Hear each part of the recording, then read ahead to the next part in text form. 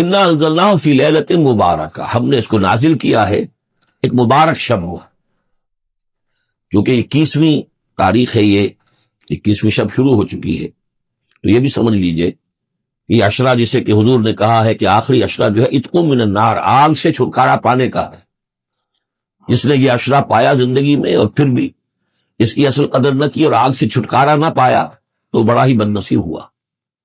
اسی میں لیلۃ القدر ہے، اور لیلۃ القدر پر ایک مکمل سورت ہے آخری پارے میں، انا انزلناہ فی لیلۃ القدر، لیکن قرآن مجید میں اہم مضامین چونکہ کم از کم 2 مرتبہ آتے ہیں، وہی مضمون یہاں بھی ہے۔ لیلہ مبارکہ اور لیلۃ القدر ایک ہی شے ہے، ایک ہی رات کا نام ہے۔ انا انزلناہ فی لیلۃ المبارکۃ، ہم نے اس کو نازل کیا ایک بڑی مبارک شب میں۔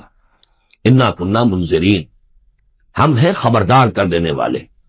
رسالت کا اصل مقصد، کتابوں کا اصل مقصد انذار، خبردار کرنا۔ یا ایھا المدثر قم فانذر، کھڑے ہو جائیے، کمر کسیے اور خبردار کر دیجئے لوگوں کو کہ زندگی یہی زندگی نہیں ہے، یہ تو زندگی کا بڑا ہی ایک چھوٹا سا حقیر سا دی باچا ہے، اصل زندگی تو موت کے بعد ہے۔ وَإِنَّ دَارَ الْآخِرَةَ لَهِيَ الْحَيَوَانُ لَوْ كَانُوا يَعْلَمُونَ فِيهَا يُفْرَقُ كُلُّ أَمْرٍ حَكِيمٍ، اس لیلہ مبارکہ میں تمام پختہ فیصلے طے پا جاتے ہیں۔ ہم سورہ سجدہ میں پڑھ چکے ہیں کہ اللہ تعالیٰ کی جو تدبیر ہے، اس کائنات کی جو تدبیر فرما رہا ہے، تو ایک تو اس کی سکیمز بنتی ہیں، اس کے منصوبے بنتے ہیں، اس کے نقشے بنتے ہیں جو 1000 سال کے ہوتے ہیں۔ اللہ کا ایک دن 1000 سال کا ہے۔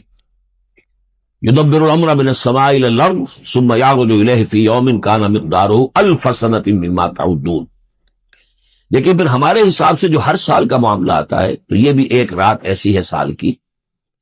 یہ اس یوں سمجھیے کہ جو کاسمک جو ایک امپائر ہے اللہ تعالی، یہ بجٹ سیشن ہے سال کا، اور اس میں سال کے اندر ہونے والے سارے واقعات کے ضمن میں جو کچھ ہونا ہے وہ فیصلے طے پا کر اور یفرقو کا صحیح مفہوم ہوگا ایشو کر دیے جاتے، فرق کہتے ہیں علیحدہ کر دینا، گویا کہ اس رات وہ فیصلے ایشو کر کے اور ملائکہ کے حوالے کر دیے جاتے۔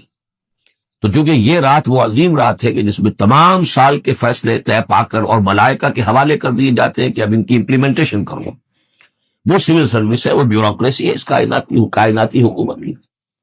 تو اسی رات کو اللہ نے اس قرآن کو لوح محفوظ یا ام الکتاب سے اتار دیا سمائے دنیا تک، امرا من عندنا، اور یہ تمام احکام جو ہم طے کر لیتے ہیں اس شب میں وہ ہماری طرف سے حکم ہوتے ہیں، طے پا چکے ہوتے ہیں۔